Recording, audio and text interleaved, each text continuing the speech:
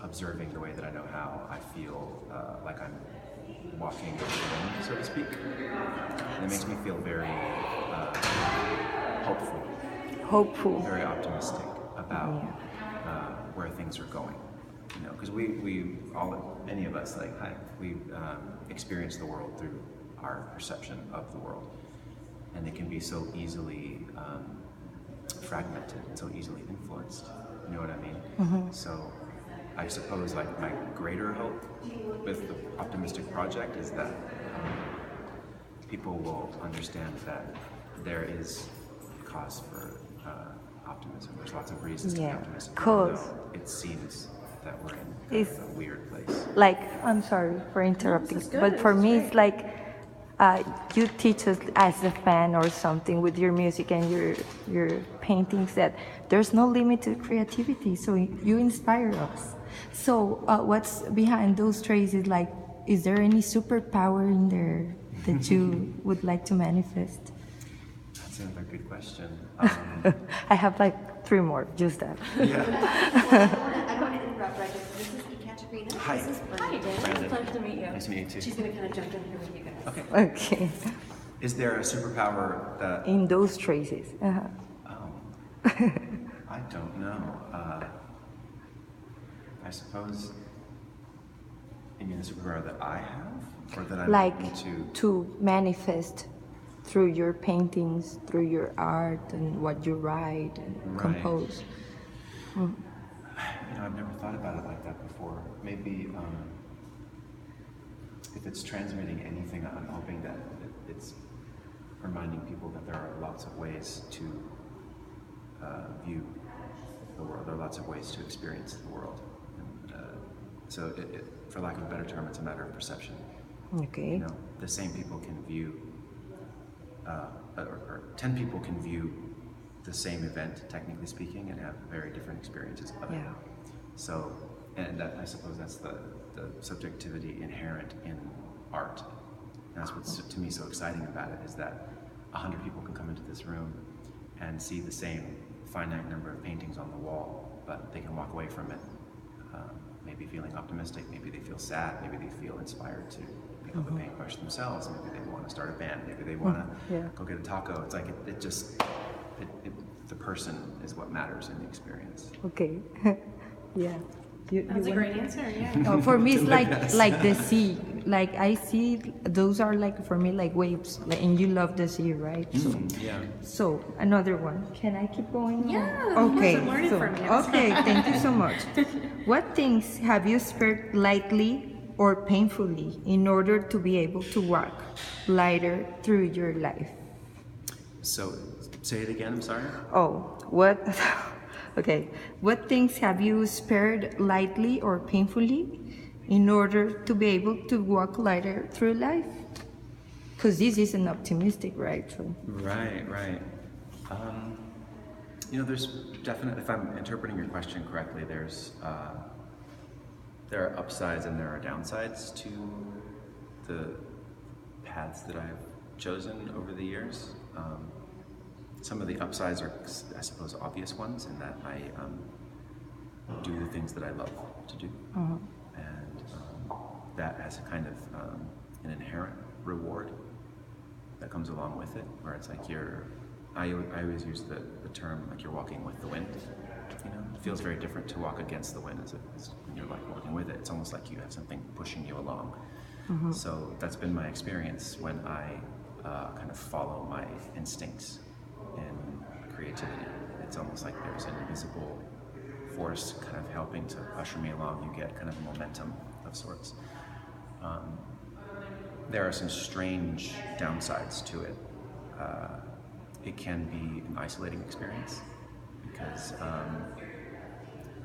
your relatability to your friends and your family and Your other people, relationships. your relationships can suffer, because not only can, as the longer you go along this path where you're like, I've found in my life, and I know from experience that it's kind of easy to not trust your gut. It's kind of easy to like go against your own instincts, because our culture has such a large kind of phantom voice where it's like, you shouldn't be doing that, you should get a real job, Yeah. You know, you should Yeah.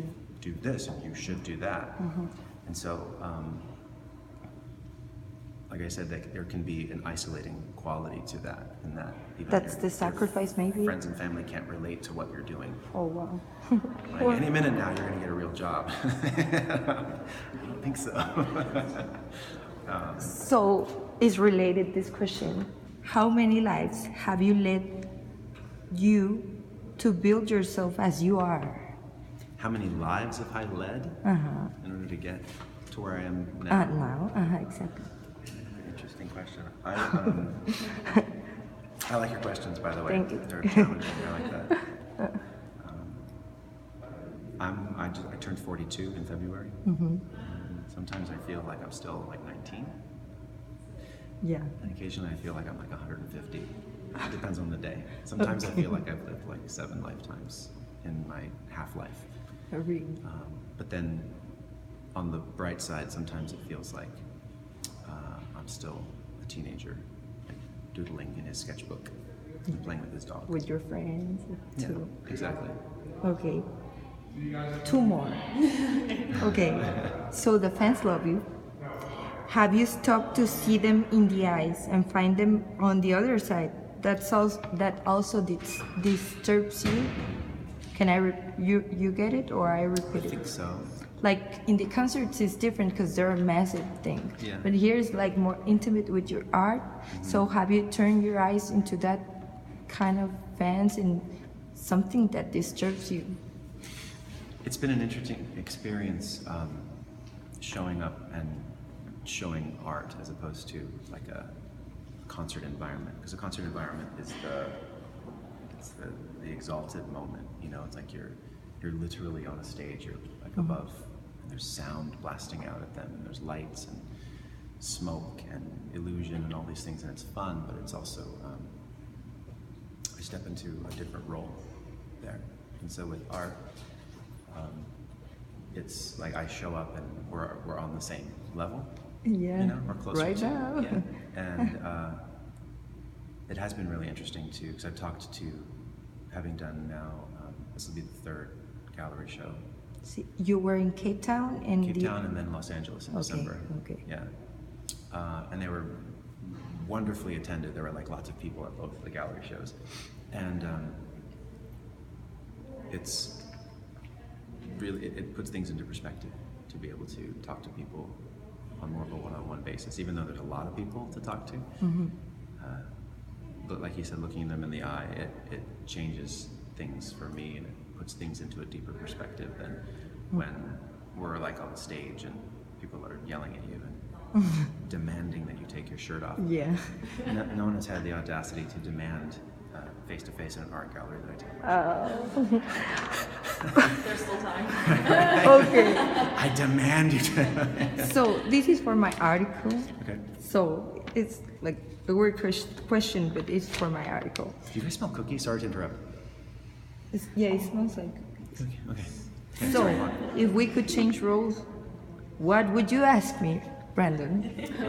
Good question. I have lots of questions for you. Oh my God. Yeah, the first one being the obvious one is your hand hurt holding it so still for so long now. Oh, and let me tell you this. I got this eye from one of your art. The weird thing is that a dog bite me, a Great of the Pyrenees. He didn't, like I have the scars in here. Yeah. He didn't, like, bite my eye, so it protects me. And I took it from my mandala, I think, from you.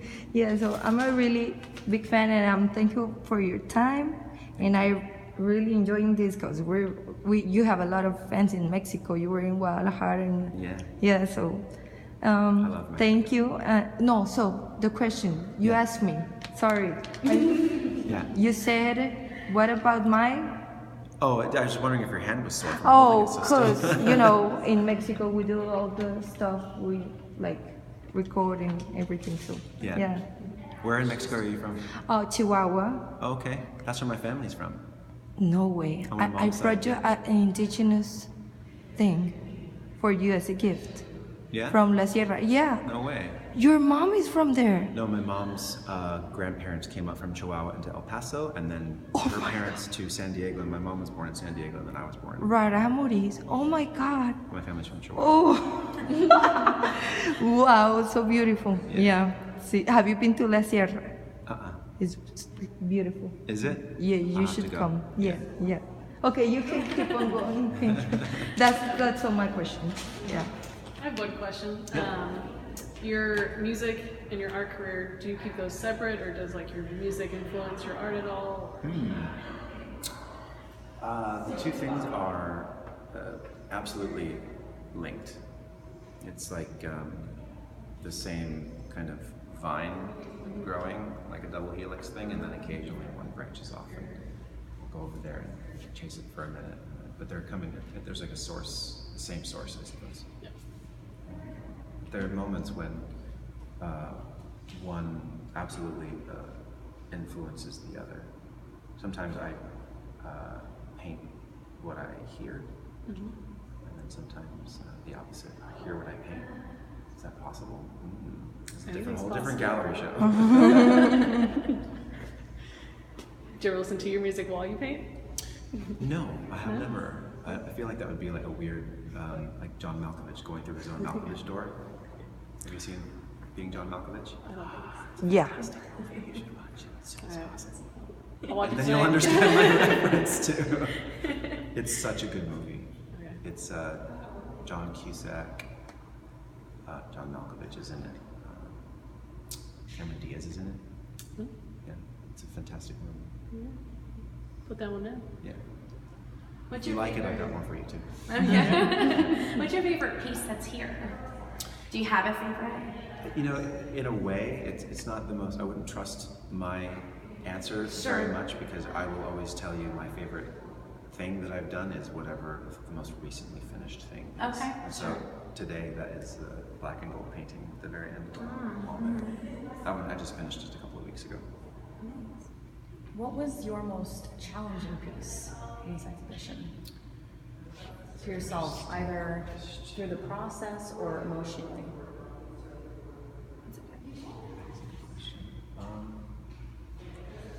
There's a piece over there with a young lady. It's actually Lauren. She has her tongue out. She's kind of reaching into like a weird psychedelic door. And that was one of the first drawings I did of her. And it was the last one to finish. I finished that one maybe 4 weeks ago. Oh. But I started the sketch like probably 3 years ago. And then I put it away. It just wasn't cooperating the way that I would have liked it to.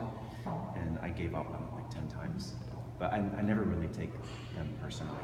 I've learned after a long time, especially with songwriting too, because it's incredibly challenging. Some of the time it's just like, bleh.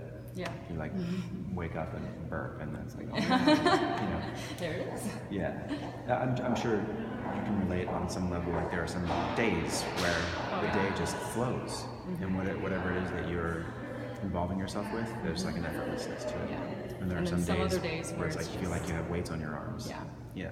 So I've learned 42 not to take it personally. It's kind of part of the process, and actually it's kind of a lovely part of the process to kind of dive into the medicine of being blocked creatively. Sorry. I was just gonna say there's never an artist or anyone in any field who hasn't been blocked at some point from what it is they're trying to accomplish. If we can learn to not take it seriously and kind of let go of that, it shows back up sooner. So what was the turning point with that specific piece? I mean, you started it 3 year ago and then just Right. recently finished it. Was there like a certain point where you said, oh, I know exactly what I want to do with this now?